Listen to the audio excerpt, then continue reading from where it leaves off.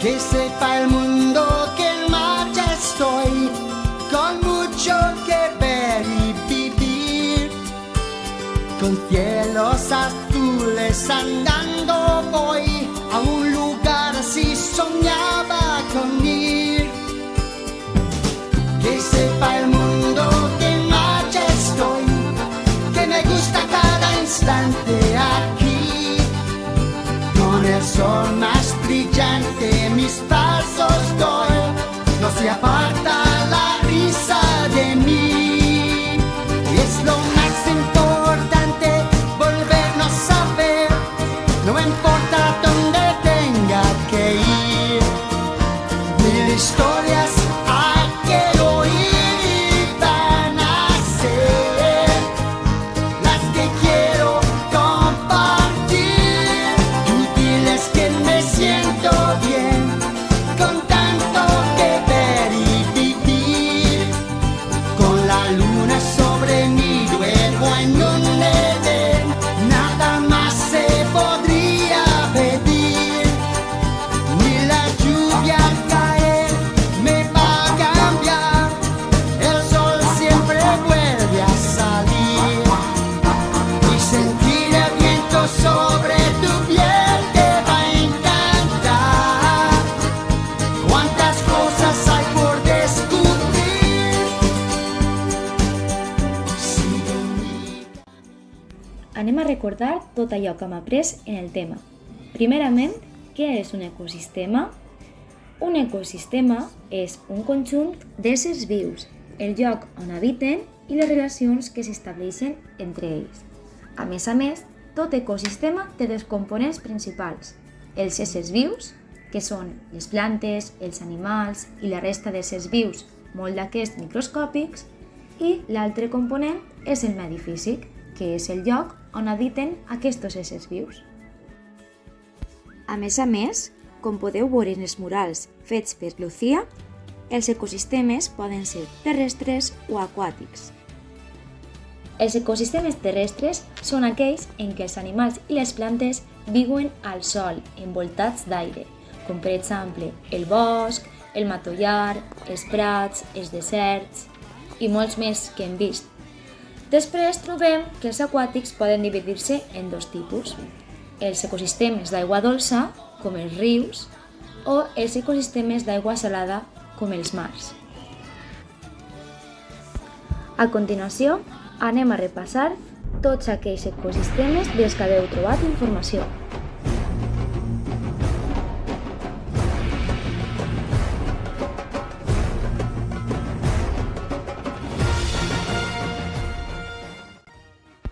Comencem per els deserts. Tal com ens han explicat Khadija i Javi, els deserts són ecosistemes terrestres. Es caracteritzen per tindre altes temperatures i podem trobar animals com per exemple el camell o les serps, i de plantes les més característiques són els cactus. A més, els deserts estan rodejats de dunes d'arena.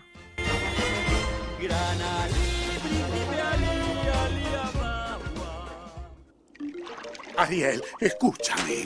El mundo exterior es un lío. La vida bajo el mar es mejor que todo lo que tienen allá arriba. Anem a parlar ara dels mars. Davinia i Nayara ens han explicat que els mars són ecosistemes aquàtics, concretament d'aigua salada.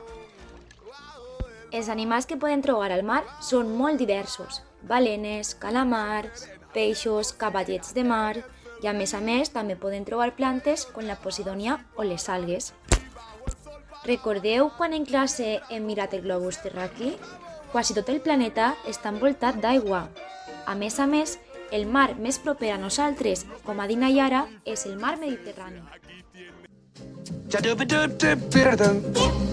Yo soy el rey del yazacoco, el más mono rey del swing, más alto ya no eres subir esto. Repassem ara les selves. Santiago, Jaume i Roberto ens han explicat que les selves són ecosistemes terrestres. El clima és plujós i a més trobem que hi ha molts arbres i molts animals d'espècies diferents, com per exemple els guacamayls, els orangutans, les granotes verinoses, formigues típiques de la selva, inclús alguns pardals molt particulars. A més, com a curiositat, ens han contat que les selves són com el gran pulmó verd de la Terra, ja que la gran quantitat d'arbres que hi ha en aquestes absorbeixen el diòxid de carboni i expulsen oxigen a l'atmosfera. A més, les selves ens proporcionen minerals i altres matèries primeres. Per això és molt important la seva conservació. Allá donde el viento habla y el cielo es más azul, allá donde las estrellas te iluminan con su luz. Els nostres companys Adrián i Sabina ens han explicat que els boscos són un ecosistema terrestre. A més, ocupen el 30% de la superfície de la Terra. Als boscos abunda la vegetació. Podem trobar molts arbres i arbustos, com per exemple els roures, els pins. Als boscos podem trobar animals com per exemple els cérvols, els óssos, els linxs i una gran varietat d'ocells, com per exemple els mussols.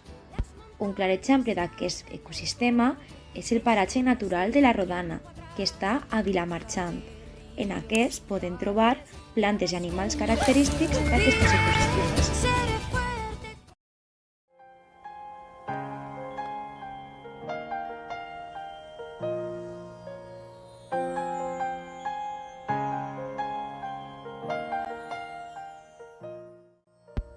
Arribem als ecosistemes més freds, els pols. Alexandra i Paula ens han explicat que en els pols pot arribar a haver una temperatura de 40 graus baix zero. Alguns animals característics d'aquest ecosistema són les foques, els lleons i elefants marins, els ossos polars. També ens han contat que les persones que viuen als pols s'anomenen esquimals i solen viure a cases anomenades iglús, formades per blocs de gel. Quiere que yo sea constante, como el río. Pero el río no es nada constante. Ara anem a veure altre ecosistema aquàtic, però en aquest cas és d'aigua dolça. Idaia i Aarón ens han parlat sobre els rius. Anguiles, tortugues, carrancs de rius, cocodrils són alguns exemples d'animals que habiten en els rius. Aarón ens ha parlat sobre alguns rius principals d'Espanya, però concretament ha destacat el riu Túria. Com ha destacat Idaia, tot riu té un naixement i una desembocadura. En aquest cas, el Túria naix a la província de Terol i desemboca en València.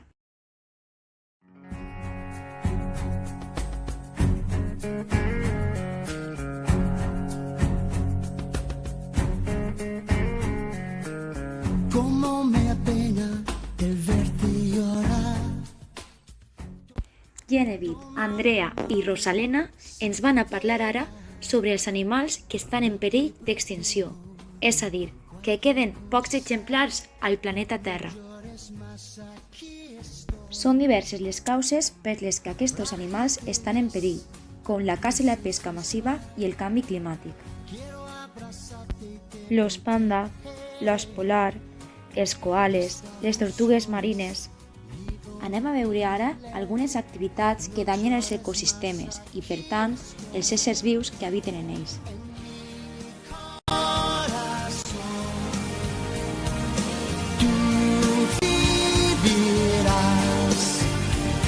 Desde hoy será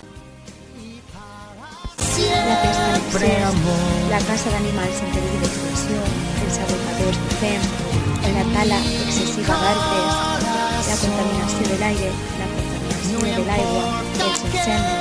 Tot això són activitats que danyen els ecosistemes. Dentro de mí estarás. Com han explicat Esther i Analia, aquestes activitats estan destrossant el nostre planeta, la nostra casa. Per això és molt important que siguem conscients i i fiquem tot de la nostra part per curar la nostra natura. Podem reduir, podem reciclar i podem reutilitzar. Recordem que el planeta pot viure sense nosaltres, però nosaltres no podem viure sense el planeta. Cuidem la natura.